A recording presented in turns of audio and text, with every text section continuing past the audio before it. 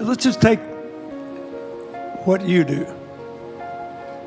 And I've loved every description I've ever heard about how you serve people, and your story about the bamboo farmers and your wife and her friends. It was fabulous. But where's this going?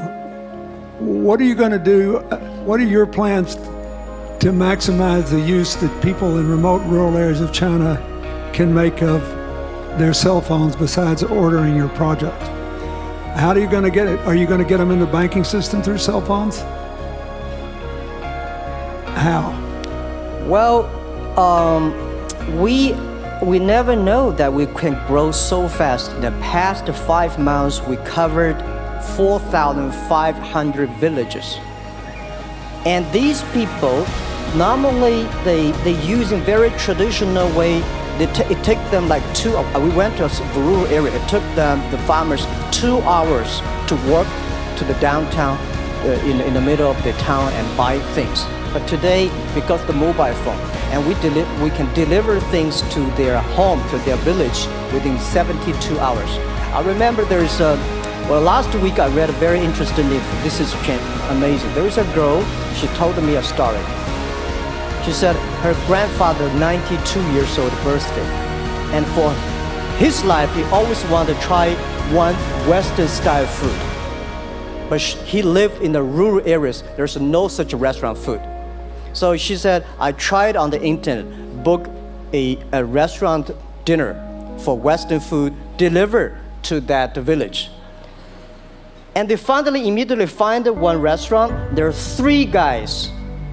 They took like a 3 days bus from Shanghai to that village, made an Italian spaghetti and beef for them for this 92 years old birthday.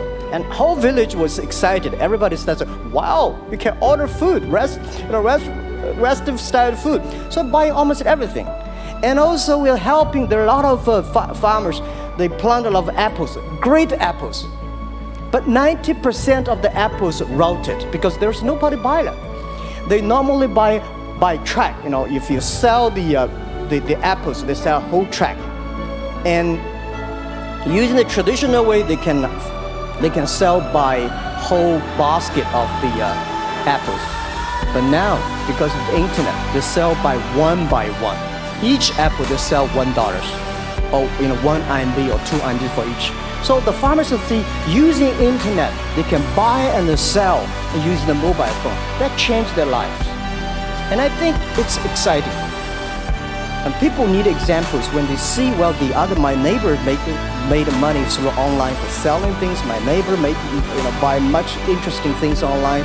People start to learn, and more people start to buy the mobile phones. We cannot make all the mobile factories to sell phones to them. Only they know the mobile phone really works, helping change their lives instead of buy mobile phones. Just one more question. You think this will make the current problems like the current problem in China less likely? That is, if we'll have more market information and the market will drive where the investment goes, instead of the government trying to make judgments about, I better build another housing development or office development here, there, or yonder, and you wind up with a bubble. If it comes from the bottom up, is it more likely that fewer bad things will happen? Yeah, I think the last week I was in Seattle discussing about the China economy. I think you American people worry too much about the China economy. Well, you see, every time when you start to worry about China, China goes better. Every time you think China is in problem, we'll get better. But when you have to say, you have a high expectation of China always a problem. Like parents have the expectation of the kids, are the same. But there's a big difference between American consumption, because people say, the economy is bad, so China consumption will be good low. No, totally different. You Americans love to spend tomorrow's money. And the other people's money maybe. Or maybe the children's money. We Chinese love to save money. We are probably the largest country, safe deposit in the whole world that because we've been poor for so many years. When we make money, we put in the banks because someday we know the disaster is coming, so we can spend the money. So when the economy is bad, we still have the money to spend. You guys probably don't. You worry. And the second thing is China been focusing on developing for the past 30 years. China government so strong on investment, so strong on exporting, but they are too weak on the domestic consumptions. Domestic consumption is not driven by government, it's driven by entrepreneurship, driven by the market, not the government. So in the past 20 years, government is so strong. Now they're getting weak. It's our opportunity. It's our showtime to see the market economy, entrepreneurship, how we can develop the real consumption. I think if the China develop the great consumption, we have a 300 million middle class. In next 15 to 20 years, we're gonna 500 million middle class. We need to import a lot. So when we start to import, that's a great. I worry a lot when we export. When we export, we got a terrible sky, we have a terrible water, we have a terrible environment. When we start to import, we got to be better. So that's all the great opportunity, guys. Be happy about that. I'm serious. I agree with that. I'm serious. Yeah.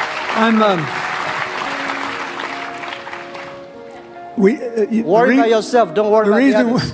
The reason some of us worry about China is we depend on you to buy our debt. However, I tried to be more Chinese when I was president. I saved a lot of money, so good. Good. But I just wanted you to say that because I really believe that. I mean, I think you're absolutely right. The trend toward greater internal consumption I think, will remain unbroken in spite of whatever the difficulties are in the next few months. I think it's important not to overreact. You can't break the trend. You've got to clean up the land from chemical contaminants. You've got to clean up the air. You're going to do it. Yep. And a lot of Chinese will make a lot of money out of that. There'll be a lot of great new companies, and there'll be opportunities to import from other places. Yeah. So,